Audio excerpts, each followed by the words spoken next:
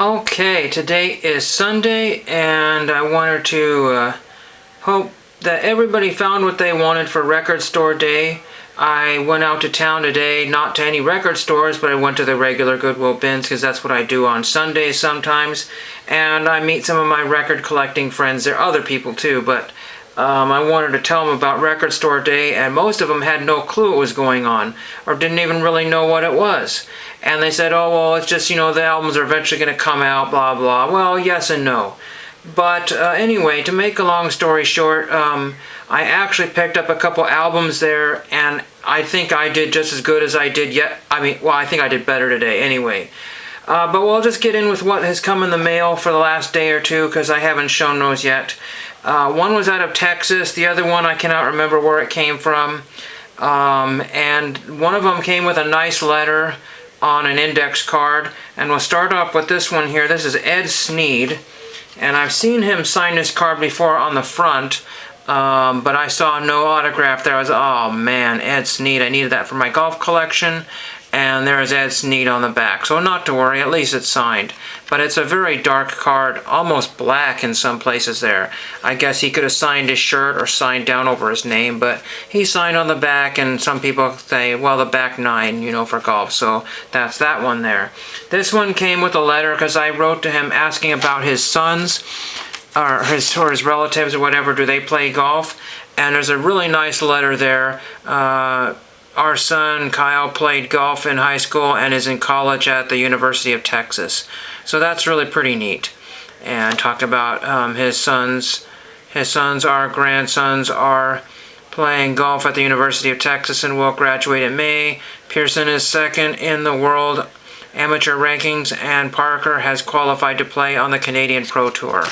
And he's written, if you make the Cornflower Tour, which is the qualifying tour for the PGA Tour, they are fine young men. So that's a neat letter from Charles Cootie, which I thought I had all of his cards, but I needed this one with the bright yellow pants, Charles Cootie. And then I needed this one here, this 1971. These Masters collection sets, they're quite huge. In fact, I thought I had the Tiger Woods set, and I was at Thrifting, and then when I went to check my card, I couldn't find the cards. So either they were stolen or I threw them back and gave them away to somebody. I just cannot remember. Don't think the Tiger Woods is super valuable, but these are like what we call game day cards for golf. And they're that same size, so it's really, really cool. So enough about that stuff. I picked up some great stuff. One was actually somebody gave me something, and it was because I nicely gave him something. He found this at the Goodwill bins, and I will try to show this on camera the best I can. It's like a 50s, 1960s scout jacket. And it's with the does not have the white or red stitching. It's got yellow stitching. Very, very cool. Not a valuable item in itself, but it's got all these really cool Los Angeles area patches on here. Some of them have dates. Here's Camp Bighorn, Los Angeles Area Council. These patches themselves do not have a lot of value. They're anywhere between $2 and $6 a patch. I want to say maybe 10 if you're really stretching there. This one's from 1960. Here's a Los Angeles Area Council long-term camp. We've got the LA Area Council. I have a few of these, and it looked like there was a patch that was taken off the coat. Here's the Foothill District of 61, 1960. There was a 63 miles patch there, Silver Moccasin, Los Angeles Area Council, long-term camp there. I think I showed, oh, that's the same one there. Here's a 1961 patch. It's the Wilderness Wingding. But there was one that was dated 1958 or 59 somewhere on here.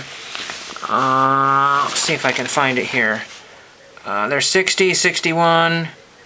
I think there was a 50s patch. Let me see if I can... Well, anyway, you'll have to trust me on that one. Oh, here's one. It says Wilderness Adventure 1959.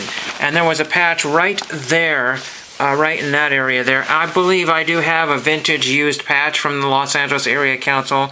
I'm hoping it's from that time period. It doesn't matter. I could put that on there. It would look unfinished if that patch wasn't on there. So I'll stitch that on there with whatever same type of thread that they used. So that's really, really cool. And I picked up some records, and I felt really pretty good.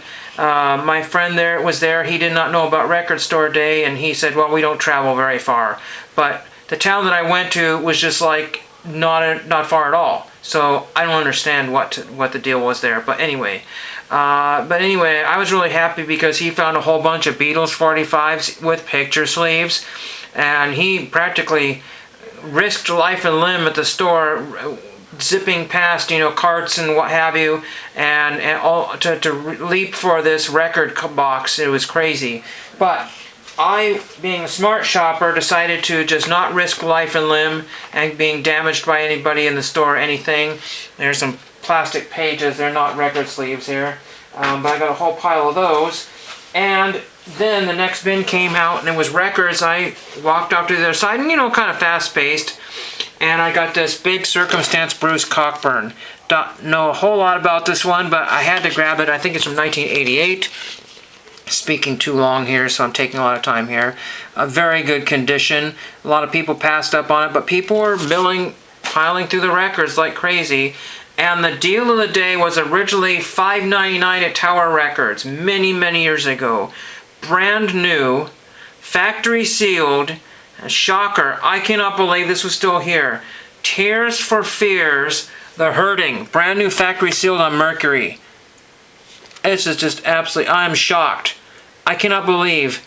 And the clerk was eyeballing this, trying to look inside to see if there was anything that was stashed inside there. I was afraid she might rip open the plastic and take the value down by 75%.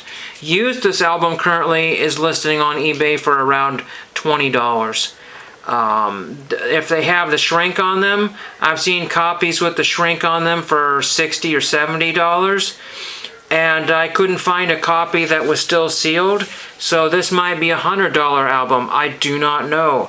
But I'm just absolutely shocked to find the best record in all the bins. Let me know how I did on those. But I had a really excellent trip, excellent time. Spent $7 on all that stuff. I had to come back with that. And don't worry, I did get rid of stuff. I had a friend that repurposes a bunch of stuff. They make a lot of, vintage looking things. So I cleaned out the garage and a few things and gave him a box of stuff and got rid of some old sheet music and some other things I've decided I'm not going to collect anymore. So I did get rid of more stuff than I purchased. So I'm really happy about that more than anything. And I looked at the websites, and a lot of the records that I was looking for yesterday that I did not find were not on the websites. They're sold out or not available. So let me know how you're doing with your thrifting or record store daying, and thank you for watching.